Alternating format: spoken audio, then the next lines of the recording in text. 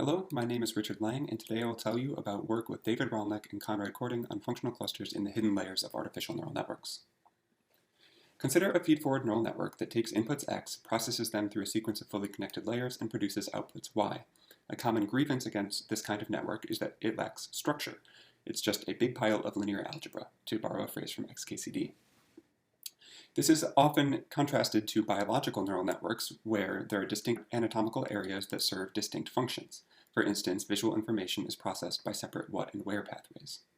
Such a separation of function into distinct processing modules is thought to facilitate learning, generalization, and interpretability, yet modularity itself is poorly understood.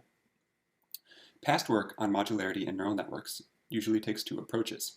Work on structural modularity operationalizes modules in terms of sparsity in the network weights. We take the second approach of functional modularity, where modules are defined by the role of hidden unit activations. This brings us to the first major question. How can we detect and quantify functional modules by looking at hidden unit activity? Our approach begins by selecting a layer of a neural network and quantifying the similarity of all pairs of units in a layer. Identifying modules then becomes a clustering problem of finding similar functioning units. Any set of cluster assignments can be assigned a modularity score, or Q, which was a metric originally designed to detect modular structure in network data. Intuitively, high Q means that units are significantly more similar within than across clusters. In other words, we should see higher values in the block diagonal parts of the pairwise similarity matrix after sorting by cluster. Now, a crucial step I skipped over is exactly how we define the functional similarity of a pair of units.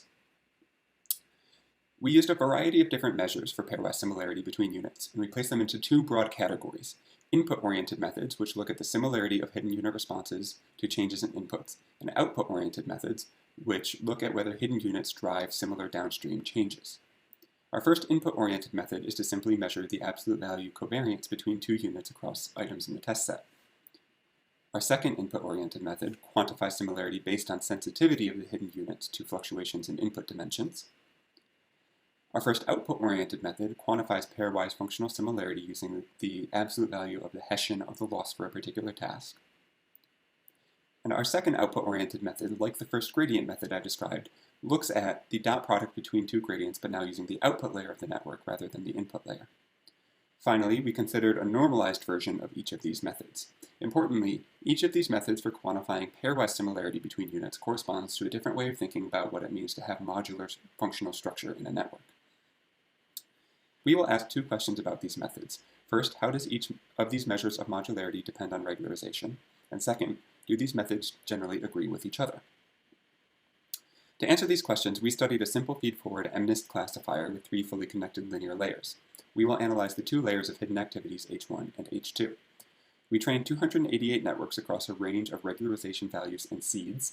Then, for each hidden layer in the trained network, we computed units pairwise similarity using the 8 methods described on the previous slide, then clustered the units by maximizing the modularity score, Q. This plot shows the average modularity score, quantified using the input side covariance measure of pairwise similarity as a function of regularization strength. We used 3 different types of regularization: L2 normalization on the weights, or weight decay, L1 normalization on the weights, and dropout after each layer. The gray shaded area shows the distribution of scores for untrained models. Now, if I show all 8 methods together, I can highlight a few salient features of the data. First, we see, surprisingly, that increasing dropout regularization has the biggest effect on modularity scores. Second, looking at L1 regularization, we only see an increase in modularity in a few cases, seemingly independent of whether the pairwise similarity was normalized on the input side, but crucially dependent on normalization on the output side.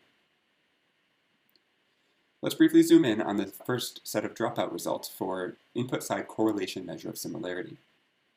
What we see is that increasing dropout indeed results in more block diagonal-like structure in the correlation matrix. In other words, units in each cluster are becoming more and more like identical or redundant copies of each other as we increase dropout. We began this analysis with 4 hypotheses, and it turns out we were wrong on nearly all accounts. We had hypothesized that L1 regularization should increase modularity via sparsifying connections, but this turns out to depend on how modularity is measured.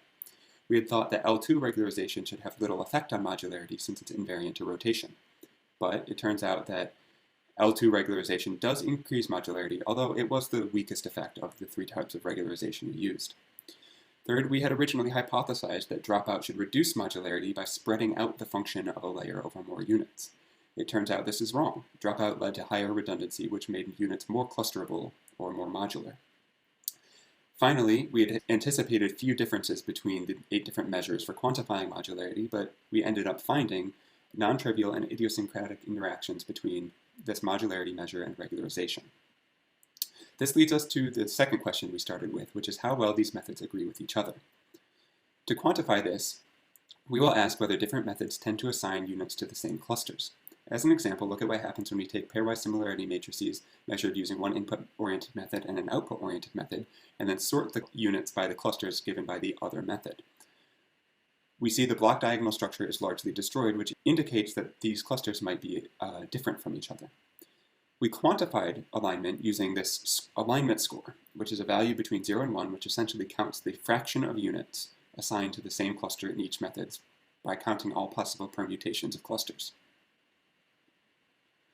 This plot shows the average alignment score of clusters found by our 8 different pairwise similarity methods. The upshot of this analysis is that on average there is a low alignment between the input and output families of method for measuring pairwise similarity, and only minor differences depending on normalization. However, this is a rough summary plot averaging over the various regularization methods we used. In this plot, I split the cluster alignment analysis by regularization type along the rows and regularization amount on the columns. The difference between input methods and output methods remains fairly robust, but we can also see some secondary patterns emerge, which unfortunately I don't have time to dive into here. To summarize, we began with the question of what it means for a neural network to be functionally modular, and we introduced a method for quantifying modularity by clustering units based on pairwise similarity scores.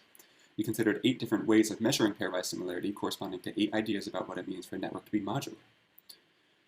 We found surprising and non-trivial dependencies between modularity and regularization in a simple model. And finally, comparing the clusters identified by each method, we found significant misalignment between modules measured by how clusters process inputs versus measuring how their outputs are used in downstream processing of the network. With that, thank you for listening to this flash talk. Thank you to the NeuroMatch organizers, and thanks to the NSF for funding. If you have any questions or comments, please don't hesitate to contact me by email.